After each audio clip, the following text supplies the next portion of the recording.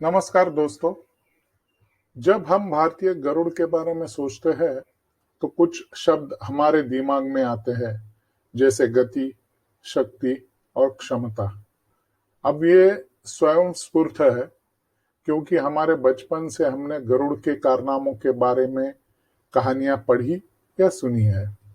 हम सभी उसके बारे में जानते हैं, क्योंकि वे भगवान विष्णु का वाहन है।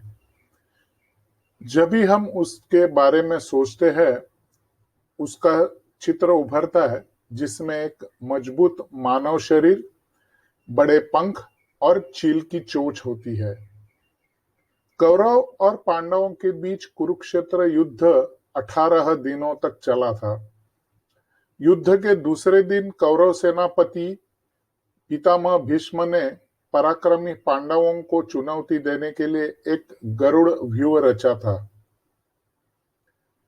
गरुड़ गरुड़ पुराण 18 महापुराणों में से एक है, जो हिंदुओं के पवित्र ग्रंथ है। इसमें पहले भाग में जीवन और जीवन के पाठ शामिल है, और दूसरे भाग में मृत्यु के बाद के अंतिम संस्कार और मृत्यु पश्चात के जीवन का सम्मिलन है। हम गरुड़ भरारी शब्द का भी प्रयोग करते हैं, जिसका उपयोग किसी के गति और बलपूर्वक विकास का वर्णन करने के लिए किया जाता है। भारतीय वायुसेना की एक विशेष बल इकाई है, जिसका नाम गरुड़ कमांडो फोर्स है, जिसका ब्रीदवाक्य है आघात द्वारा सुरक्षा। यह वीडियो गरुड़ की कहानी को फिर से जीवित करने का एक प्रयास है। पुराण में लिखा है कि ऋषि कश्यप, जिन्हें हम सप्तऋषियों में से एक के रूप में जानते हैं, उनका विवाह राजा दक्ष की 13 पुत्रियों से हुआ था। उनमें से 2 विनीता और कद्रु थी। ऋषि ने उन्हें एक एक वरदान दिया और वो ध्यान तपस्या के लिए वन पहाड़ियों पर निकल पड़े। कद्रु ने 1000 नागों की मां बनना चुना और विनीता ने केवल 2 को चुना, जो कद्रु के 1000 से अधिक शक्तिशाली हो। कद्रु ने 1000 अंडे दिए और विनीता ने 2। 500 वर्षों के उष्मायान के बाद कद्रु के 1000 अंडे फटे और उसमें से 1000 सांप निकले। विनीता को कद्रु के बेटे पैदा होने से ईर्ष्या हुई। वह अधीर हो गई और उसने अपना पहला अंडा फोड़ा, और आंशिक रूप से गठित बेटा अरुण बाहर आया, जिसने अधीरता के लिए अपनी मां को फटकार लगाई और आकाश में सूर्य का सारथी बनने उड़ गया। कुछ कहते हैं उसने अपनी मां को शाप भी दिया था कि उसे धोखे से गुलाम बनाया जाएगा और उसका भाई उसे गुलामी से मुक्त कर देगा। विनीता ने दूसरे अंडे के लिए धैर्य से इंतजार किया। कुछ वर्षों के बाद अंडा फूट गया और गरुड़ बाहर आया। वह इच्छानुसार अपना रूप और आकार बदल सकता था। इस दौरान धोखेबाज कद्रु ने गरुड़ की मां को उसकी गुलामी में जकड़ लिया। उनमें एक दाव लगा था, एक घोड़े के रंग को लेकर, जिसमें विनीता को कद्रु और उसके पुत्र नागों ने धोखे से हराया। गरुड़ ने अपनी मां के पास पहुंचने के लिए उड़ान भरी। उसको अपनी मां को सौतेली मां कद्रु की दास्यता में देख के दर्द हुआ। अपनी मां को गुलामी से मुक्त करने के लिए गरुड़ अपने सौतेले भाई नागों के पास पहुंचा। नागों ने उसकी मां को गुलामी से मुक्त करने के लिए अमरता के अमृत की मांग की। गरुड़ अमृत पाने के लिए निकल पड़े। उन्होंने अमृत हासिल करने के लिए आसमान में उड़ान भरी, स्वर्ग की ओर, जो देवताओं का निवास है। इंद्र ने अत्यधिक संरक्षित क्षेत्र में अमृत को संभाल कर रखा था, जहां कोई पहुंच ही नहीं सकता था। जैसे जैसे गरुड़ स्वर्ग के करीब पहुंचने लगे, स्वर्ग को बुरे शगुनों का एहसास होने लगा। सभी देवता मार्गदर्शन के लिए भगवान ब्रह्मा के पास भागे। उन्होंने देवताओं को आगाह किया कि ऋषि कश्यप के अजेय पुत्र गरुड़ अमृत को छीनने के लिए स्वर्ग में आ रहे हैं। देवता तुरंत उस स्थान पर लौट आए जहां उन्होंने अमृत को रखा था।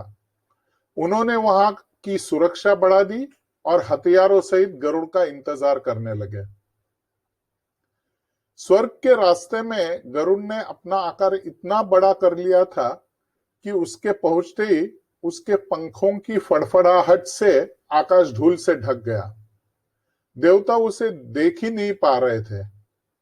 इसलिए देवताओं ने भगवान वरुण को अनुरोध किया कि वे आकाश से धूल को हटाए। जैसे ही आसमान साफ हुआ, देवताओं ने गरुड़ को देखा। उन्होंने गरुड़ पर अपने सभी हथियारों से हमला किया, लेकिन वे उसकी शरीर को क्षति नहीं पहुंचा सके। फिर गरुड़ ने उन पर जोरदार हमला किया। घायल और डरे हुए देवता सभी दिशाओं में भागने लगे। फिर गरुड़ उस स्थान पर पहुंचे जहां अमृत का कुंभ रखा था। उसके और अमृत के बीच में आग की एक दीवार खड़ी थी। उन्होंने अपना आकार 9 गुना बढ़ाया और 90 मुख जोड़ लिए। उन 90 मुखों में कई नदियों का पानी भर दिया और उन्हें आग की ओर उड़ा दिया, जिससे आग शांत हो गई। उन्होंने देखा कि अमृत को तेज धार वाले लोहे के पहिए के बीच में रखा गया था और उसके नीचे 2 जहरीले सांप अमृत की रखवाली कर रहे थे। गरुड़ ने उन्हें मार डाला और अपनी शक्ति से लोहे का पहिया नष्ट कर दिया। अमृत पर कब्जा करने के बाद उस अमृत को नागों को देने के लिए पृथ्वी की ओर उड़ पड़ा। रास्ते में भगवान विष्णु ने उन्हें एक प्रशंसा भरी नजर से देखा, क्योंकि अमृत के कब्जे के बावजूद गरुड़ ने खुद इसे नहीं चखा था। भगवान ने गरुड़ को वरदान दिया। गरुड़ ने भगवान विष्णु के ऊपर होना चाहा। विष्णु ने गरुड़ को अपने ध्वज के खंभे पर बिठाकर उनकी यह इच्छा पूरी की। इसके बदले में प्रसन्न हुए गरुड़ ने भगवान विष्णु को भी एक वर दिया। विष्णु ने गरुड़ से उनका वाहन बनने का अनुरोध किया। गरुड़ अपनी मां को गुलामी से मुक्त करने के बाद विष्णु का वाहन बनने के लिए सहमत हुए। रास्ते में इंद्र ने उन्हें रोकने की कोशिश की, लेकिन इस दौरान एक दूसरे के लिए कुछ प्रशंसाओं के आदान प्रदान के बाद वे दोस्तों में बदल गए। इंद्र ने गरुड़ को वरदान दिया। गरुड़ को यह मालूम था कि उनकी मां की दास्यता के लिए उनके सौतेले भाई नागों ने छल किया था।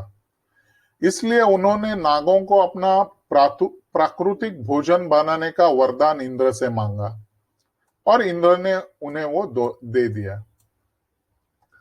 इंद्र और गरुड़ ने अमृत की स्वर्ग में वापसी सुनिश्चित करने की योजना भी बनाई। तदनुसार गरुड़ नागों के पास पहुंच गया और पहले अपनी मां को गुलामी से मुक्त करने की शर्त रखी।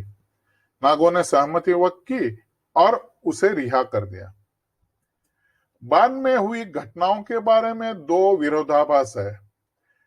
पहले विचार के अनुसार अमृत को चखने से पहले गरुड़ ने नागों को खुद को शुद्ध करने के लिए कहा।